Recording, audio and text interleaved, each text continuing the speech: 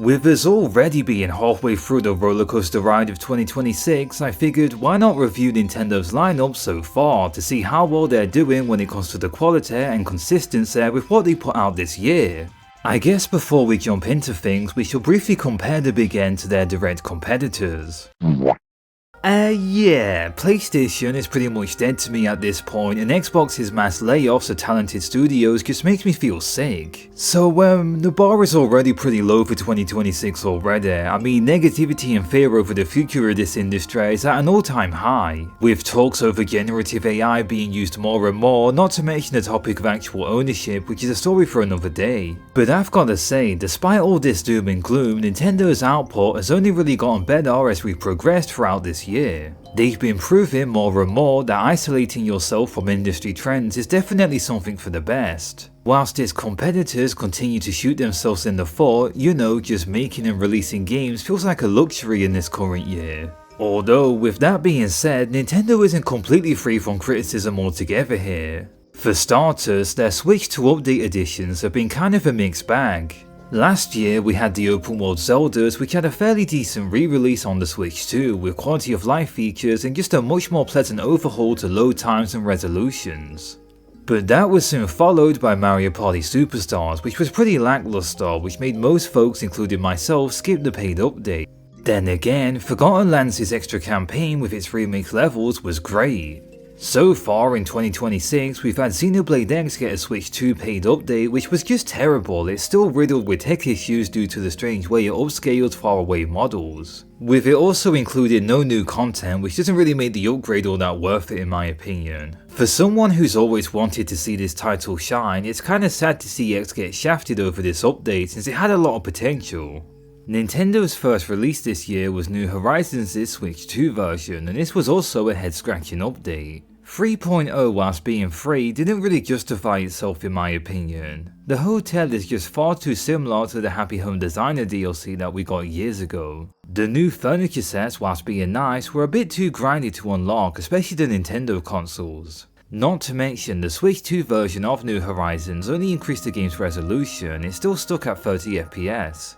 Maybe this just couldn't be done due to this title interacting with Switch 1 systems online, but still, I feel like this game needed it, especially with how it can lag when there's a lot of items placed outside.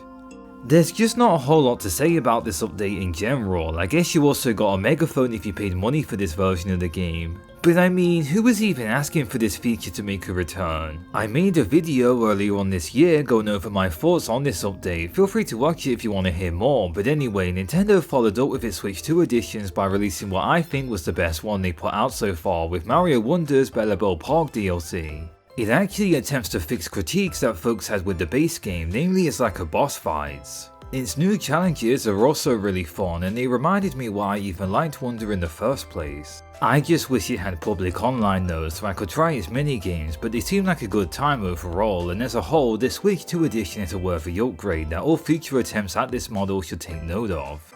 Monolith Soft also recently improved on their outsourced Switch 2 Xenoblade games by adding new content and having them look and run incredibly smooth. It truly is something else to see Xenoblade 2, a title that will go as low as 360p back on the Switch 1, finally be viewable in 4K and 60 frames per second. This is an excellent example of just how much of a technological leap the Switch 2 is over its predecessor. These are amazing updates that only make me somewhat envious of new fans playing these games for the first time. Sure, the content added here won't keep you all that busy, but they give long-time fans an actual reason to come back over just looking at how pretty it is then turning the game off, which I can at least appreciate, especially as a massive Xenosaga fan. So yeah, once again, Switch 2 updates like last year have been kind of a mixed bag so far. I could go on all day over just how confusing this model can be, but let's instead move on to the actual meat of this topic with the games that Nintendo have put out so far in 2026. Last year was quite the beast to follow up on release-wise with a new Mario Kart and full-scale DK title with Bonanza, which managed to sell us on their new system.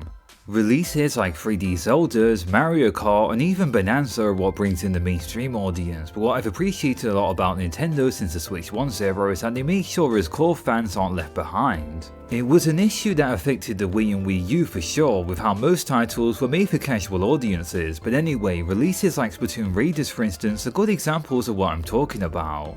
It's sort of experimental and feels like if Monster Hunter, Metal Gear Solid Peace Walker and Splatoon all had a child, but it knows how to keep you coming back despite it being more of the same. I don't personally agree with the notion that this is the best Splatoon release to ever come out, however, like a lot of review outlets were saying at the time. That's a title that's still reserved for the Octo expansion in my opinion, but what's here feels like enough. I do like how Nintendo is focusing the Switch 2's processing more on how much can go off on screen and less like their competitors, where outlets will stare at hair follicles or more to deem whether or not a game is worth their time. Raiders is fun in the moment, but it is quite surface level and I doubt people will remember it by the end of the year when the Game Awards discussions come around. That being said, Nintendo has of course pumped out more safe standard releases that you'd expect out of the second year of its systems. Mario Tennis Fever was alright I guess, I mean it's tennis, the story mode didn't really do much for me personally and I hardly touched the title after 10 hours, so that should say it all really.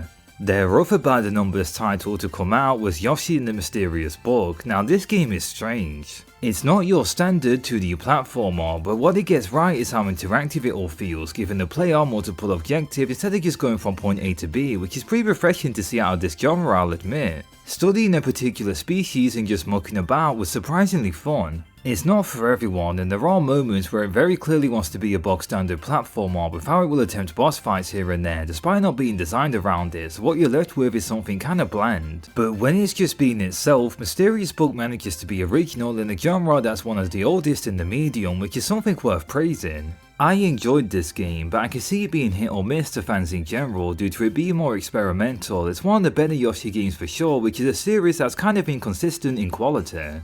Something Nintendo surprised me with so far in this new console generation is how they haven't pushed for the previous gen as much as I thought they would. Tomodachi Life Living the Dream was a good call being released on the Switch 1 since its bigger user base of fans begging for it would certainly prefer it on that system. As for the game's overall quality, I definitely preferred it over the 3DS one. Most of my issues from the previous game was answered with how much more happens on the island and it relies way less on you logging in during specific hours of the day. When it comes to life simulation games, there's always been this strange standard that they should be played for thousands of hours, which I guess was a precedent set by the early Sims games. Personally, I prefer these types of experiences not to feel like a huge time commitment. Unlike with New Horizons, Living the Dream strikes a nice balance between pleasing the passionate crowd of folks who just want to spend hours designing things, but it also appeals to fans like myself who aren't really into all that and just want to see things happen. There's a good amount of interactivity and things going on to where I didn't feel alienated here as a long time fan like I did playing New Horizons for the first time. Your mileage will vary on this one. I've seen people pour over 100 hours into it, but for me I spent about 30, which might seem a bit short for a game like this, but once I unlocked all the facilities it didn't really grip me and make me want to come back. But I did enjoy the time I spent in Living the Dream, it just doesn't have that long lasting appeal. Nintendo's other game that they released on the Switch 1 this year was Rhythm Heaven Groove, which is easily my favourite game to come out from 2026 so far. It's always been hard to articulate just why this series is so amazing, but I've already managed to spend over 30 hours in Rhythm Heaven Groove. Replaying each and every minigame to get that perfect score is just such a fun gameplay loop. There really is just nothing like it, even out of the genre. I also have to give credit where credit's due. Despite Nintendo's weird pricing scheme this generation, Groove only released for £30 in the UK, which was a pretty good deal. Alright, we're nearly done going through every game Nintendo released so far this year, but next up is Star Fox. Whilst its presentation is stunning and gameplay is still just as fun as it's always been, I feel like it's kinda lacking overall. There was a huge push before this title came out going over its online features, and I gotta say there's not really a whole lot to do here. You have 3 game modes to play online and none of them are any good in my opinion. It's ironic too since the base game has an amazing amount of replayability. But after playing each of these online modes just once, it never made me want to come back to them. Nintendo's always had a bit of a mixed reception when it comes to their online features, and I feel like Star Fox is just one of the many examples of this. But its single player campaign is still just as good as ever despite some of the new voice acting. And I'm hoping, like with Mercury Steam starting from making a remake for Metroid 2 and then moving on to Dread, the same thing will happen with these new Star Fox developers and we'll get a new title sometime in the future. So yeah, that's everything from Nintendo's game releases so far this year. I'm quite impressed at the sheer amount of volume of them. The Switch 2 already has more exclusives than the PS5 at this point. But as for its future, things are looking kind of interesting. The Duskbloods Online playtest beta starts later on this month, and I really hope I get an invitation for it. I'm already a massive From Software fan, so seeing this unlikely partnership with Nintendo has me intrigued. Whilst there's nothing big coming out in August, it's quite nice to have a month with no game releases since it lets me catch up on my backlog.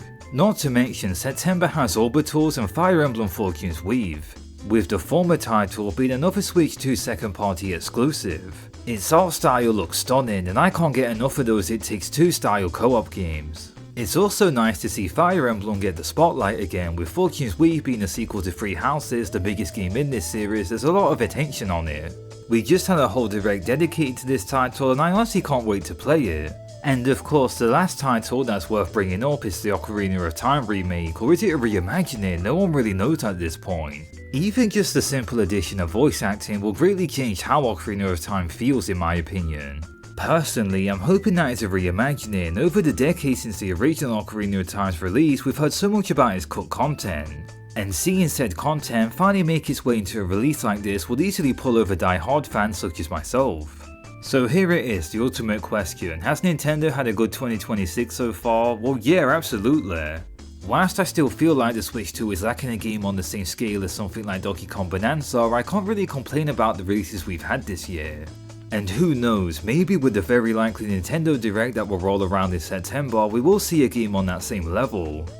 But for now, I mean, there's plenty to look forward to, and we're not exactly in the dark when it comes to what's coming out. So with all that being said, what do you think about Nintendo's 2026 so far? Feel free to let me know in the comment sections. As always, any feedback on this video is appreciated. Thank you so much for watching, and I hope you have a nice rest of your day.